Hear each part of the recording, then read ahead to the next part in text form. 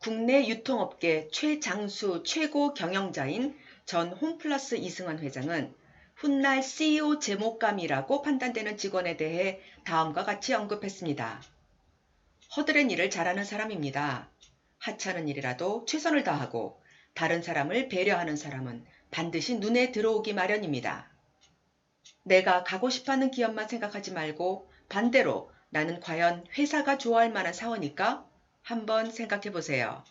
자, 오늘은 영화 악마는 프라다를 입는다에서 보여지는 신입사원의 자세에 대해 살펴보겠습니다.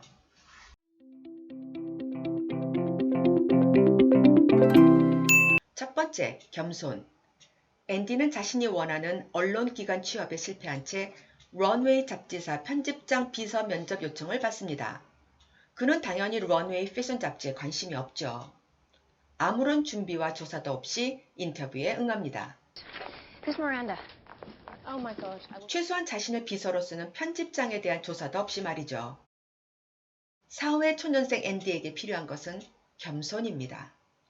그는 저널리스트는 고차원적 엘리트 직업군으로 생각하고 패션 분야를 허용으로 여기면서 보다 낮은 지적 수준의 직업군으로 여기고 있는 듯 보여요. I think I could do a good job as your assistant. 런웨이에 입사할 준비가 전혀 되어 있지 않군요. 아무리 자신이 원하는 직업군이 아닌 분야에 응시할 때조차도 잊지 마세요. 나의 면접 기회조차 부러워하는 사람이 있다는 걸요.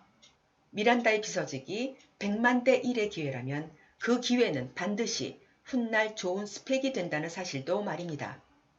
사회 초년생이 가져야 할 첫 번째, 나를 불러주는 기업과 담당자에 대해서는 반드시 철저하게 사전조사할 것.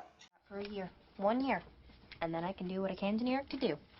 그리고 1년, 아니 잠시 스쳐 지나가는 상사와 회사 일지언정, 자신을 불러줌에 감사하고 겸손하십시오. 두 번째, 최선. 앤디는 까다롭고 심술궂은 편집장 미란다로 인해 비서 업무가 만만치 않죠. 나이젤에게 가서 미란다가 자신을 싫어한다고 한껏 불평을 쏟아냅니다. 최소한 노력한 만큼은 보상받고 싶다고 하자 나이젤은 솔직해지자고 하면서 앤디에게 징징거리지 말라고 조언해줍니다. Let's say a young boy growing up in Rhode Island with 6 brothers pretending to go to soccer practice when he was really going to sewing class and reading Runway under the covers at night with a flashlight. 런웨이 잡지사 일은 나이젤에게 삶의 일부를 창조하는 예술로 단순히 잡지책이 아닌 희망의 등불이었다라고 말해주죠. 앤디는 깨닫기 시작합니다. 자신은 런웨이를 위해 최선을 다할 준비조차 하지 않았다는 잘못을요. 자신이 잠시 머물고 있는 이곳이 누군가에게는 꿈의 직장이란 사실을 말입니다. 우리는 최선을 다했다는 말을 참 쉽게 하는 경향이 있어요. 최선이란 온 정성과 힘을 다했다는 뜻이죠. 앞으로 더 투자할 정성과 힘이 남아있지 않다는 뜻입니다. 나는 최선을 다했는데 상사가 인정을 해주지 않는다고 불평하기보다 업무 파악 계획을 세우고 배우려는 자세를 취하세요. 사회 초년생이 가져야 할 두 번째, 최선을 다했다는 말을 쉽게 하지 마세요. 상사를 바꾸려 하기보다 자신을 변화시키는 것이 최선의 길일 겁니다. 세 번째, 인맥. 미란다는 앤디에게 미출판 해리포터 원고를 자신의 쌍둥이 딸에게 가져다 주라고 합니다. 와우, 미출판 원고, 게다가 해리포터를 구하라고요? 정말 난감한 주문이네요. 앤디는 미란다 심부름을 갔다가 만난 유명 작가 크리스찬 톰슨이 생각납니다. 그의 도움으로 해리포터 미출판 원고를 구해내고 말죠. 미란다는 앤디의 능력에 깜짝 놀랍니다. 앤디의 자신감은 바로 그의 인맥 관리 덕분입니다. 우연히 알게 된 사람을 소중한 인연으로 만드는 일이 중요한 이유는 사회 초년생 시절 절대로 알 수 없는 귀중한 정보를 얻을 수 있기 때문이죠. 사회 초년생이 가져야 할 세 번째, 인맥 관리도 실력입니다. 네 번째, followership. Franklin, and that's the woman that he left his wife for, Rebecca. 앤디는 파티 석상에서 주요 인물의 이름을 기억해내서 위기 상황을 넘깁니다. 동료 에밀리를 동시에 구해주는 일이기도 했고요.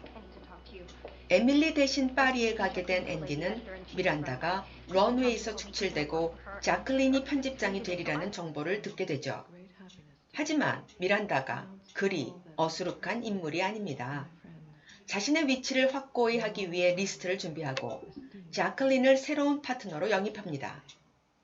미란다는 자신을 위해 정보를 알려주려고 동분서주한 앤디에게 감동했다고 말합니다.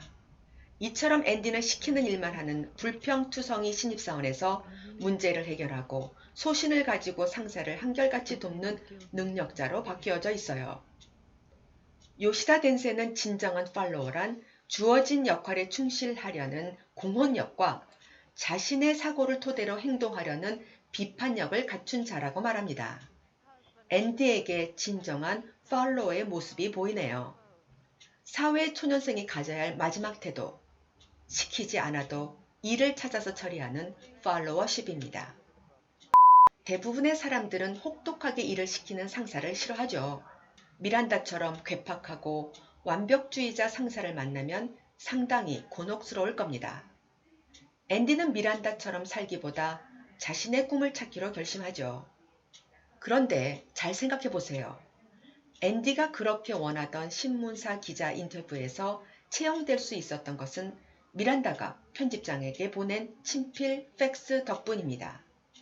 Saying that of all the assistants she's ever had, you were by far her biggest disappointment. And if I don't hire you, I am an idiot. 미란다는 앤디를 위해 약식 추천서를 써준 셈이죠. 그 이유는 앤디가 일을 제대로 했기 때문입니다. 여러분을 자신있게 보증한다고 추천해줄 상사 한 명쯤은 반드시 만드시길 바랍니다. 신입사원 시절 가혹하게 일을 시킨 상사에게 오히려 감사하세요. 사회 초년생 시절 제대로 일을 배우게 된 셈이니까요. 보잘것없는 하찮은 일도 더 잘하는 프로가 있습니다. 복사하고 정리하는 일에도 상급과 하급이 있어요. 나의 스펙으로 이런 일을 하냐고 불평하는 사원이 있는 반면에 늘 배우는 자세로 임하는 긍정적인 신입사원이 있습니다. 자, 오늘의 메시지입니다. 불교에서는 학생이 배울 준비를 마치면 스승이 나타난다는 말이 있죠. 팔로우십에 충실할 때 비로소 누군가가 여러분을 들어서 더 높은 곳으로 올려다 줍니다. 당장의 이익보다 사람을 얻기 위해 힘쓰십시오. 감사합니다.